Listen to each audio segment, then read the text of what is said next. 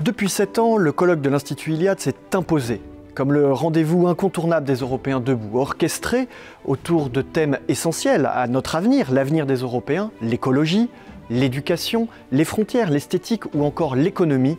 Il rassemble de nombreux intellectuels et universitaires à même de proposer une vision novatrice et originale pouvant peser sur le débat politique de demain. Cette année, l'Institut Iliade s'intéresse à l'économie. Au XXIe siècle, comment concevoir l'économie au service des Européens? Est-ce possible de bénéficier de l'indispensable puissance qu'elle procure sans pâtir des conséquences néfastes pour nos peuples? Pour esquisser les voies d'une économie au service des peuples, nous avons invité un panel de spécialistes, universitaires, politiques, mais aussi entrepreneurs, qui sont les mieux à même de remettre les idées économiques à l'endroit.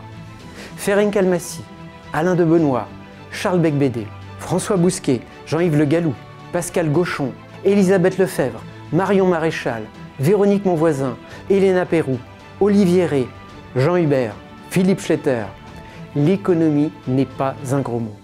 L'Europe a besoin de prospérité pour continuer à exister dans le monde qui vient. Mais cette économie ne doit plus être accaparée par une caste nuisible hors sol, déconnectée des besoins et préoccupations de nos peuples. Il n'y a pas de puissance économique sans justice sociale et sans enracinement.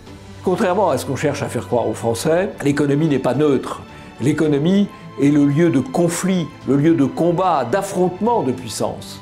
Et aujourd'hui, il faut bien reconnaître que l'économie est dominée par quelques grands oligarques, par quelques grandes multinationales, par les GAFA.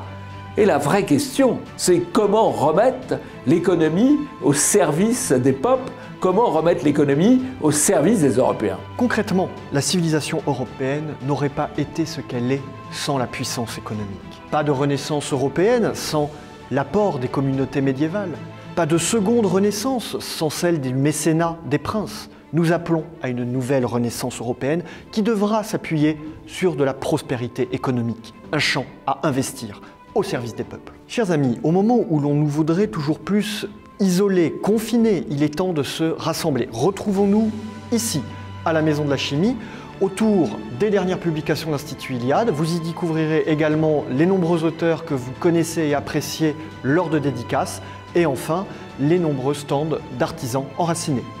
Rendez-vous samedi 29 mai à la Maison de la Chimie, 28 rue Saint-Dominique à Paris, pour le grand colloque annuel de l'Institut Iliade, au-delà du marché, l'économie au service des peuples.